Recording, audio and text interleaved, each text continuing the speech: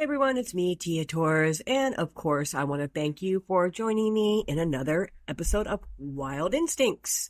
And I'm actually recording this during a storm, so I hope my internet doesn't cut out, and I hope you don't have to listen to Jethro raging in the background, so we will do our best. So I know the Wild Instincts podcast has become a lot of storytelling, and it's funny and it can be entertaining, but my whole reason behind wanting to do this entire series was to correlate it between working with the type of animals I did and then how it helped me transition into working with dogs.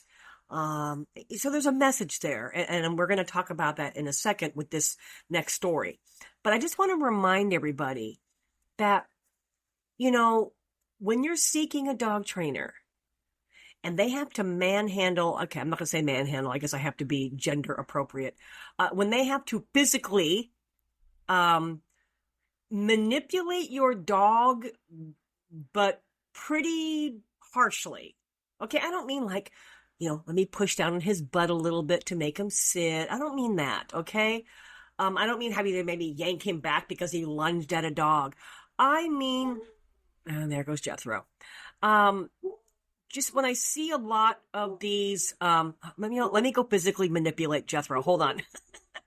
Hey, come right here. He don't care. Zero respect. But when I see so many of these dog trainers just out the gate, just physically almost abusing a dog, my first question is always this. It's so easy for a 150 to 200 pound man to grab a hold of a 40 to 50 pound dog and bully it into doing what you want. Well, how would you feel about doing it to a 700 pound Bengal tiger? I always want to throw that in their face because you know what? They wouldn't do it. All right. So I have to keep reiterating that because I really want you to know that there's so much more meaning to this podcast than just me telling my stories about my time in Sri Lanka. And there's so many things that go into understanding animal behavior than just give me your dog. I'm going to teach it to do this, this, and this, and I'm going to cure all of its problems. This is why working with this animal company that I did, they had such an extensive knowledge of every species we worked with. Thus the reason why certain trainers were appointed to that particular type of animal, because they got to know those animals' behavior. It was, God, it was so brilliant to watch them in action and learn from them. For example, well, do I want to tell the story now? Yeah, I'll quickly divert for a second. I love the tigers as far as the big cats were concerned. The tigers were my favorite. And I learned very quickly that, and I was taught that, I don't know if it was just a tiger thing or a big cat thing, but they are of the mindset that what's theirs is theirs and what's yours is theirs. Okay. And to take your thing back from them can be quite challenging. So we were taught early on when walking, the tigers, because I was like a backup second trainer for the tigers. When walking them through an area, be very aware of the things around you because they will take it and it will be hell getting it back from them. I'm going to fast forward for a second. Years later, after I came back from Sri Lanka and continued with my training, I was hired suddenly. It was like we need a trainer quickly because ours didn't show up. I was outsourced to work with a trainer. Oh my God, this is going to go down a rabbit hole. Okay, buckle up. To work with this other big cat trainer, he was making an appearance on the Jay Leno show. And this guy was known for having ligers. True story. He crossed lions with tigers. I know, right? Very impressive to see them. They look like big saber-toothed tigers. I mean, like from like the prehistoric days. But I showed up, whatever studios, what was Jay Leno on? I don't even know. ABC? I don't remember. In NBC. And I show up and, God, this story is, I just outdid myself. I'm going to make really quick cliff notes and then we'll come back to this another time. The trainer ended up being Doc Antle, which is one of the guys that's facing prison time because he was a part of the, what the hell is it called on Netflix? Joe Exotic. I don't even know. The Tiger, whatever it was. The Tiger, whatever that show was called. He was in it. Okay. Of course, at the time, we did not know who he was. Anyways, in walking, one of the tigers through the studio, I was a backup trainer and my bad. I wasn't paying attention. And the tiger grabbed a hold of a sandbag that was being used to hold down some of the lighting equipment. Woo! It got ugly. That tiger was not letting go of that sandbag. So you have to try to use,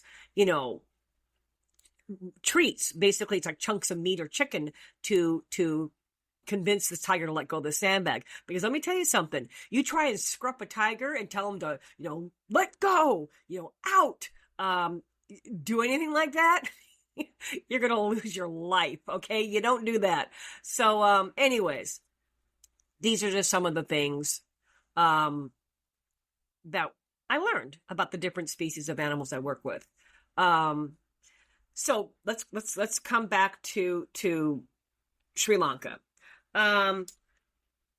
This particular the Tiger King, that was the show, right? The Tiger King. Yeah, that was, sorry, I just had a brain fart. That's a whole nother story. Who would have thought that I worked with a trainer that is currently looking at prison time because it caught up to him after being on the Tiger King and all his shit being exposed. Yeah.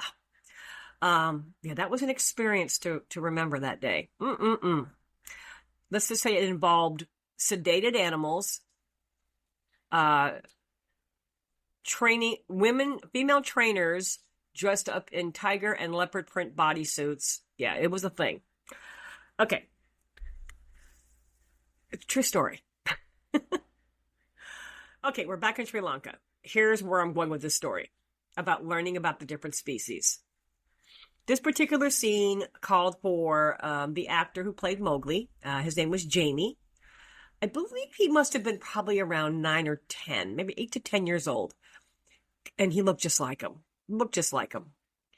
And he was going to be up in a tree with two of the chimpanzees. Because, as you know, in the Jungle Book story, there were chimpanzees that played a big part in the story as well. And on this particular day, it was a male and a female chimp.